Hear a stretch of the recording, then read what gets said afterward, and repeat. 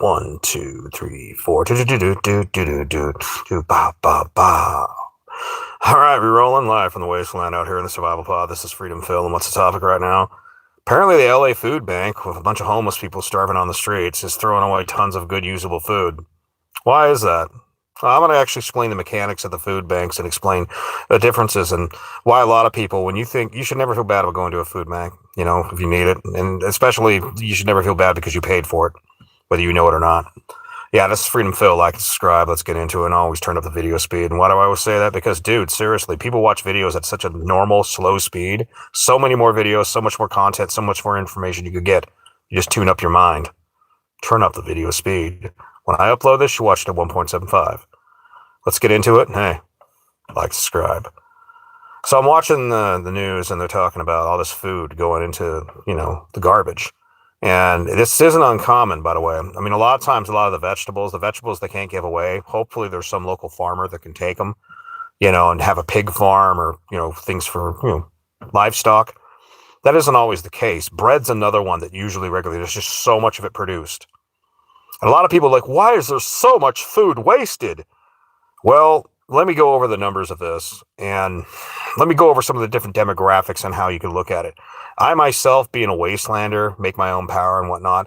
I have like a little 30-liter freezer over there, and I use that to actually make ice packs, and then I have some frozen stuff in there, and then I'll use the ice packs outside, and I'll actually use the natural cooling around this area, because when it's cold enough, you get a free refrigerator, so you just cool off water jugs. So you basically have, like, whatever you see over there, I have triple that capacity altogether. So I have a full fridge worth of food out here, not to mention the dry goods and all the other stuff. Not everyone has that level of capacity. Most people who live in a normal situation, they have a full fridge, maybe even a chest freezer at home.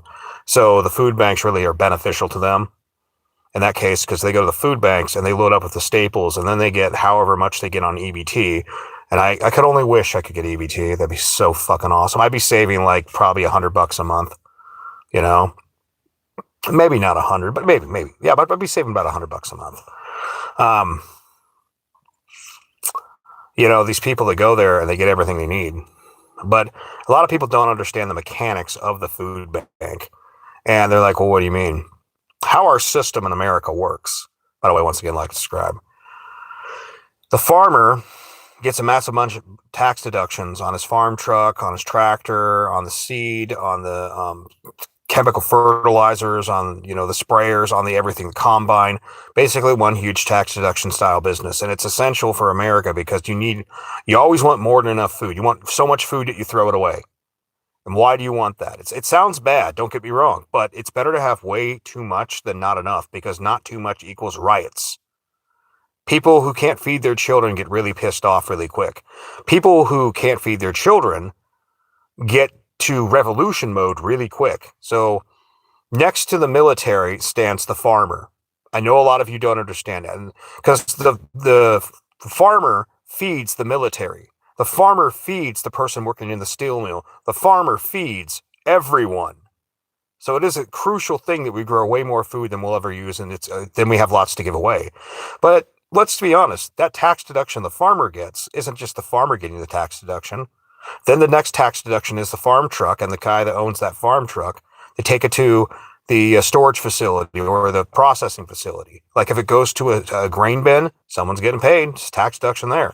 Then you go from, say, the grain bin or the processing facility to grain to the processing facility, and then it becomes a product. Well, there's another truck there potentially. And that basically becomes, in cans or whatnot. So machinery to be tax deductions. Then basically the employee and the entire ass building, tax deductions. You're paying for all this, by the way. Then it gets put into a warehouse for a temporary time, and then put onto a truck, taken to a DC. That trucker also gets a tax deduction, a lot of tax deductions. Fuel, vehicle, everything. Then it goes into the DC, distribution center. Once again, just like the processing facility, a lot of forklifts, a lot of things, a lot of trucks and whatnot. Once again, tax deduction.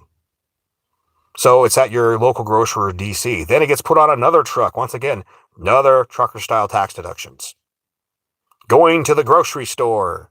Lots of employees at the grocery store. Lots of equipment. Lots of machines. Whether it's, some places produce their own baked goods. Some places produce a little bit of their own meat. They have lots of equipment, employees, all tax deductions. Then we go along the way. We get to the last tax deduction after the employees, the machines, everything. We get to the dumpster. The dumpster is a very small tax deduction. You see, you need to understand these mechanics. By the way, all you hear, you want to talk, hit that subscribe button. I don't mind reading comments from people that are subscribers. And some of you actually have some interesting things to say. But I don't want to be hearing from a bunch of people that, if the people that scream the loudest usually don't subscribe. And it's like, why would I listen to that? It's like a bunch of children. And so the situation with the grocery store tax deduction is real simple. A dumpster is a small tax deduction.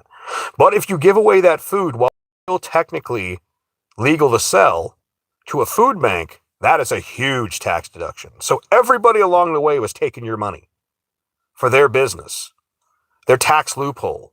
And I know you all hate hearing that when some business gets a tax loophole, but that's how our country runs. You don't give tax deductions, you ain't going to have a lot of business. You're going to have farmers, you're going to have the truckers, you're going to have all these different businesses because shit has cost way too much. So once it gets to the food bank, sometimes, and let me give you an example of things that happened when I was a trucker back in the day. Somebody along the way plans the load wrong, plans some sort of dairy product or some sort of product wrong. And it ends up being, or fruit, fresh fruit. And there's some negotiation that goes wrong at the warehouse that it gets delivered to.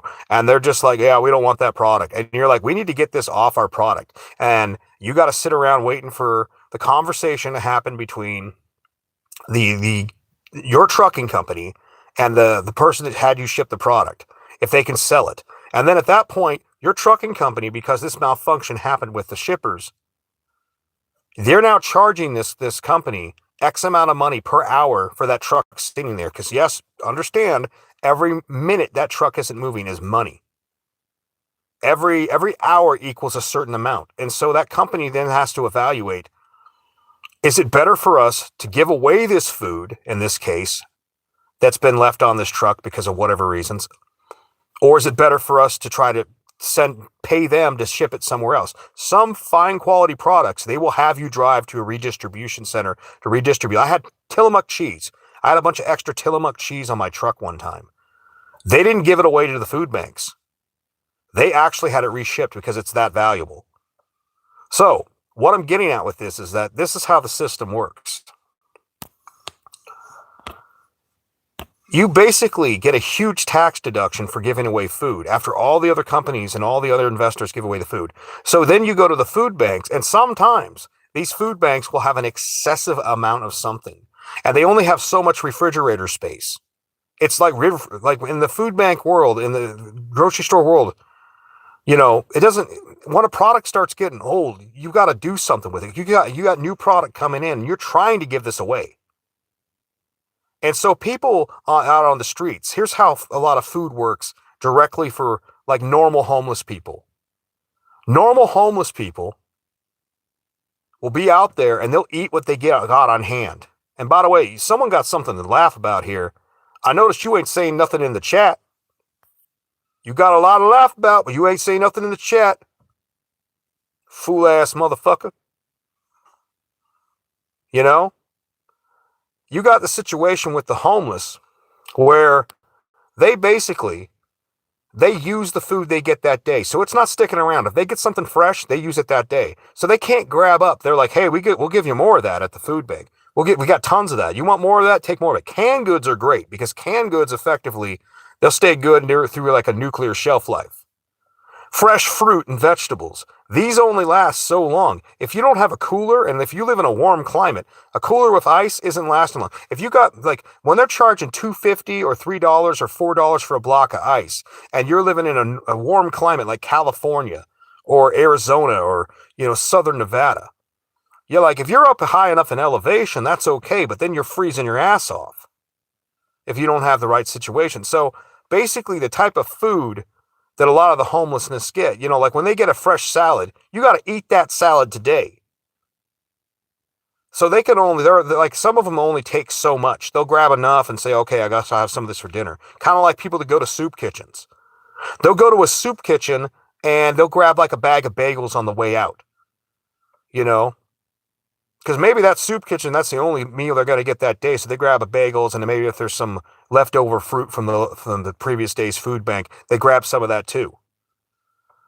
But the problem with it is eventually you have way too much because the system is designed to produce way too much. So the consumer never runs out. Because once again, like I said earlier, if you have food scarcity, you have riots. So sometimes you'll have a situation like you'll have a truck and you'll get like a whole fucking pallet of, let's just say, pears. And those pears weren't the right size for the distributor. Like there's the Turkish bazaar bullshit between the seller of the fruit and the people on the other side of the country. Like I pick up, say, in Eastern Washington, a whole load of fruit. And then for whatever reason over in Crafton, Pennsylvania, these people say, no, this is not the right size. This is not what we ordered. And they start trying to argue it on the friggin' docks. They're on the phone arguing with these companies. And eventually the company says, well, we got another person down in downtown Pittsburgh that'll buy it. So you got to wiggle through that area. Sometimes they don't find a buyer. And like I said earlier, that truck is now charging them per hour for them wasting their fucking time. And it's not, you're talking like, I don't know, $150 an hour. I can't even remember how much it was. It was insane back in the day, but it made sense because how much money could that truck make? So that food bank then has too much of a product. And they'll try to like give it away whichever way. Like you'll see this in the Northwest with apples and pears and fruit because everybody's got tons of fruit trees all over the place because it's just a natural great place for growing orchards, whether it's the Eastern Washington or the Western Washington.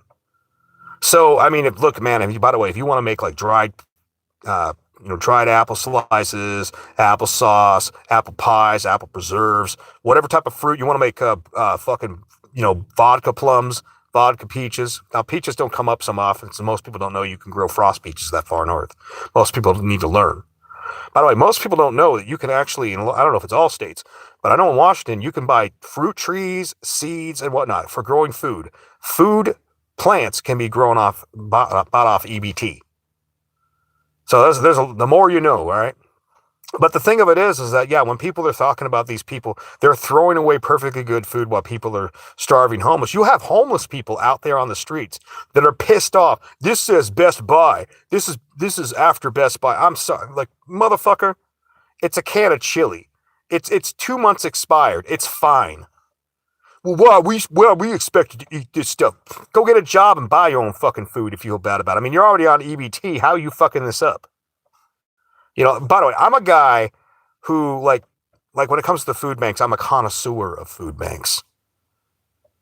You know, when I travel and I bum change and I do whatever, it's funny. I'm a paradox of a man. I'm either working and making way too much money, or I'm living like super ridiculously cheap. And by the way, thanks for the 7 people that are here. If you want to hit the subscribe or the like button, you want to talk, hit the subscribe button. But the point of it is that when I look at this system, no, when they're throwing away food, it's because either they have way too much. Some of it's actually getting to the point where they're looking at it going, is this probably going bad? We can't even give this away. Food that's weird that most people don't want to eat. Like, you know, around Passover, when I used to go, there's food banks where they'd have to supply it at the local grocery store, the matzah crackers, the giant Jew cracker. And then they'd have, you know, the kosher, the fish nuggets, what do they call them, the gefilte fish. Most people won't eat that. Most people in the Northwest don't eat beef tongue. They don't eat like organ meat. I fucking love it, man. I love a good pulled tongue sandwich. So I'd go to the food bank and I'd be like, what do you got in the weird meat? You know, like there'd be chicken feet, tripas, oxtail, beef tongue. And then certain times of the year, you have the cultural stuff. Right after any sort of major event like New Year's, Halloween, any sort of, you know, manufactured holiday, that's when you're going to get a bunch of cupcakes or cakes or whatever stuff that's that particular thing. Like, it's a week after, let's say, New Year's, and you get a whole tray of, like, Happy New Year's cupcakes, and they're going to be good for a nuclear shelf life. But what happens when you get a ton of stuff and you can't give it away? Well, it's going to end up eventually in the dumpster that it was prevented getting to.